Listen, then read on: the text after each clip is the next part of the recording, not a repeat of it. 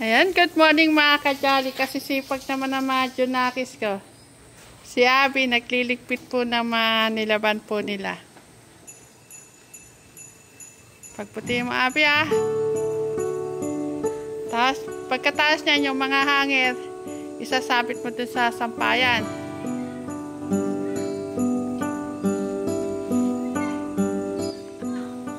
At ang ating Kuya Clark, ayan, nagpapaligo po ng aso. Ngayon po ay araw po ng Sabado.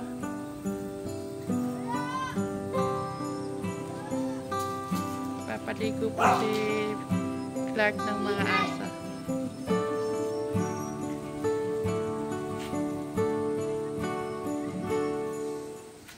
Ligpitin mo lahat, Abby, ha? Pati yung iba pa na. Tapos, iayos mo sa malagayan niya na. Sige. Ayan, sinasanay ko po sila mga kajali kahit paano-anong tiklop para po matuto po sila. At puntahan naman po natin si Angela. Si Ate Angela naman po ay naglalaba yan.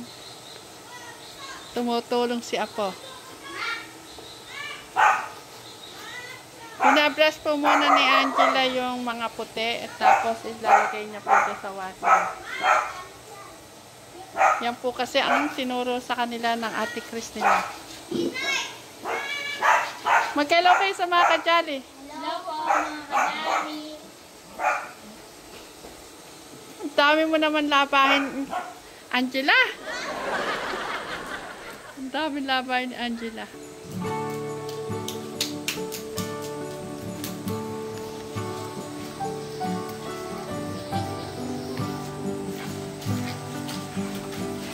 Ayan, siya daw po maglilinis ng CR, si Apo.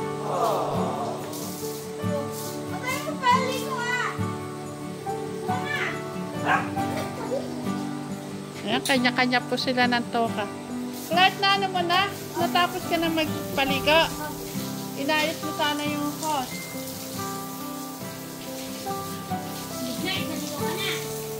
Apo, ayun yung brush, oh. Kasi pag ng Apo ko din. Si mama po kasi ni Apo ay masama po pakiramdam.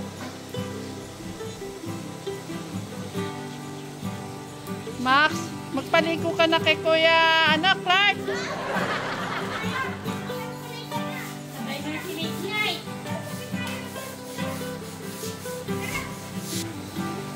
Ay, kasi pag na Apo ko.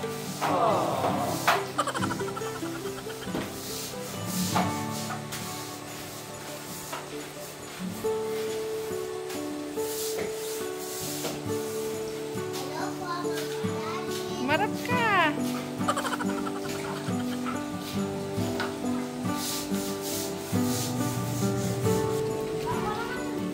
Yan si Daniel.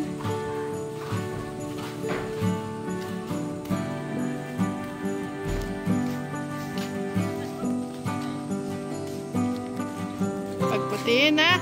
Alam mo, Abby yung lagayan, ha. At sisilipin ko si Ate Angel mo. Sila po lahat mga kajali. Binigyan ko sila ng mga trabaho.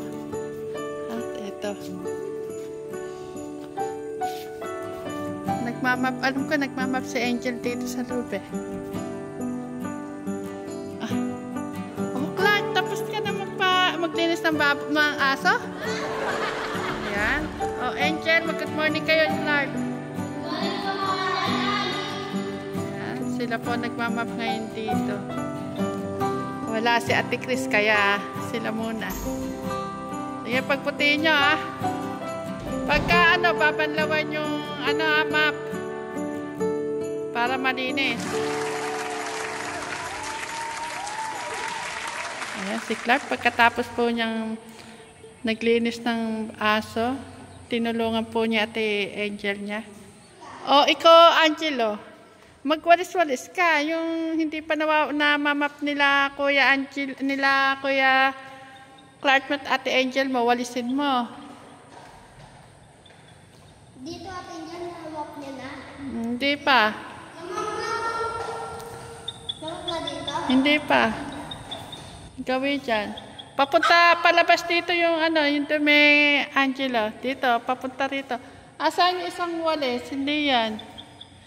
May isa pang walis. Palabas dito sa pinto ang pagwawalis, ha? Oh, sige. Pagputi niya, ha? Oh, sige. Nagwawalis ang Kuya Angelo. Lahat sila may gawain. Yung upuan, Kuya Angelo, ilagay mo to sa ano, ha? Max, umalis ka nga dyan. Nagwawalis ang Kuya Angelo.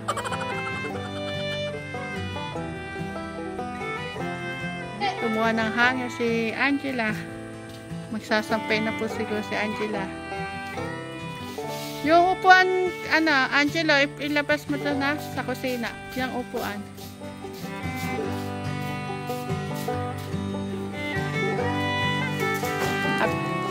Malapit nang makatapos si Ate Abby.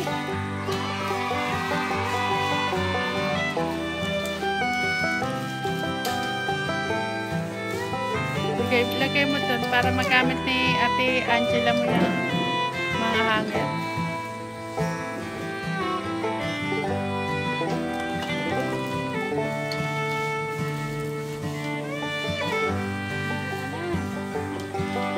Sila Lucas naligo na, si Max hindi pa.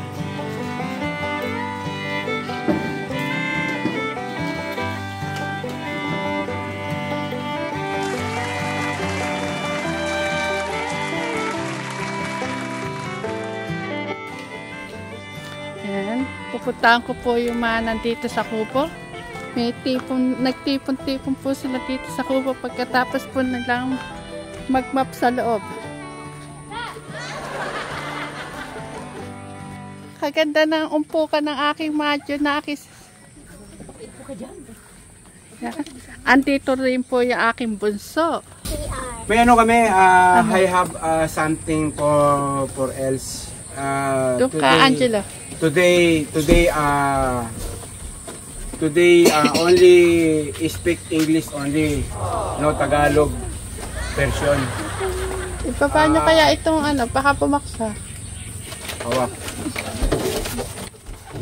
Yan mga kajali, pinuntahan ko po sila dito dahil nagtipon-tipon sila. Hello, good morning. Kajali, who, what, well, what. Be careful, where's your place now? Be careful. Because in last day, like magnitude in Davao City and Cebu City and to the people in Mindanao, be careful. Okay.